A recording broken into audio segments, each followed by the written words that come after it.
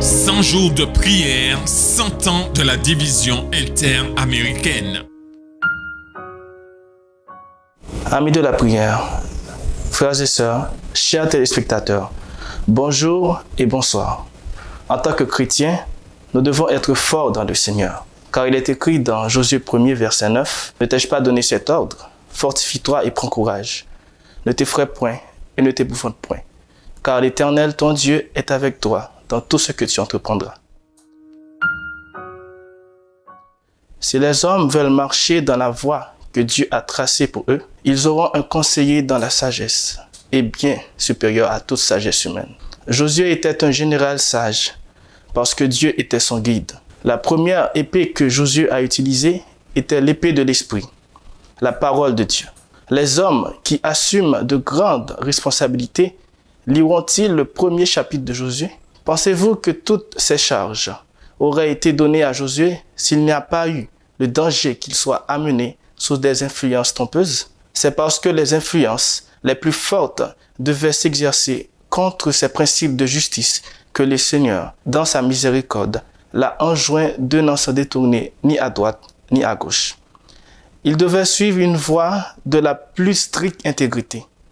S'il n'y avait eu aucun péril devant Josué, Dieu ne lui aurait pas demandé à maintes reprises de faire preuve de courage.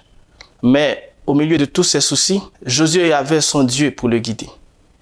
Il n'y a pas de plus grande tromperie que pour l'homme de supposer que dans n'importe quelle difficulté, il peut trouver un meilleur guide que Dieu, un conseiller plus sage dans n'importe quelle urgence, une défense plus forte dans n'importe quelle circonstance. Le Seigneur a une grande œuvre à accomplir dans notre monde.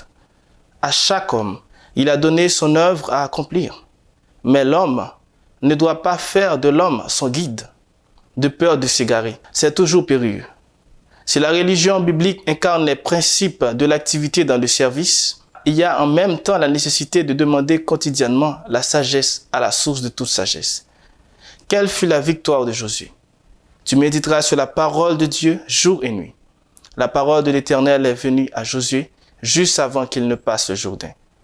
Tel fut le secret de la victoire de Josué. Il fit de Dieu son guide.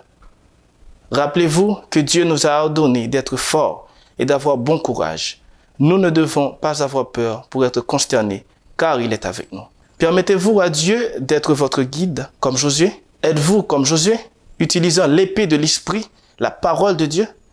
Acceptez-vous le commandement de Dieu d'être fort et de bon courage, de ne pas avoir peur et de ne pas être consterné parce qu'il est avec nous? Priez pour que nous obéissions au commandement de Dieu, d'être forts, d'avoir bon courage et de ne pas avoir peur. Priez pour les membres de l'Église vivant à Anguilla. Priez pour qu'il y ait une croissance de l'Église, un engagement accru envers Dieu et le service, ainsi que la ponctualité et la régularité dans la fréquentation de l'Église. Priez pour les membres de l'Église de la division interaméricaine afin qu'ils mettent de côté leurs différences et se rapprochent de la communion chrétienne en implorant de recevoir la pluie de l'arrière-saison. Priez pour l'organisation de la mise en réseau du ministère des possibilités pour travailler dans les groupes spécialisés dans le handicap. Prions le Seigneur. Notre Dieu, notre Père, nous bénissons ton nom. Merci Seigneur d'être présent dans notre vie. En tant que chrétiens, Seigneur, nous devons être forts. Aide-nous, Seigneur, à être forts comme Josué. Aide-nous, Seigneur, à pratiquer ta parole. Aide-nous, Seigneur, à vivre de ta parole. Bénis les téléspectateurs et aide chaque téléspectateur, Seigneur, à être fort comme des chrétiens. Reste avec nous, nous comptons sur toi, nous prions ainsi au nom de Jésus. Amen.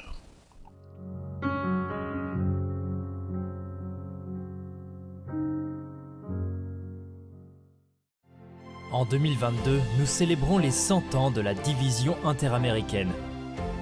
Nous voulons fêter ça ensemble avec les programmes spéciaux que nous avons pour vous, en direct des médias sociaux de votre union. Rejoignez-nous. Sabbat 8 janvier, service de consécration. Vendredi 15 avril, service de culte familial. Mercredi 11 mai, service de réflexion. Et en octobre, ne manquez pas la grande célébration. Vous êtes une partie importante de notre histoire. Célébrons sa providence et affirmons nos valeurs. Rejoignez-nous le dernier jeudi de chaque mois pour le programme Leadership Talk. C'est là qu'un panel de dirigeants informés de l'Église adventiste du 7e jour répondra aux questions et problèmes urgents auxquels ils sont confrontés. 1. Membres de l'Église. 2. Les employés de l'organisation de l'Église adventiste du 7e jour. Et 3.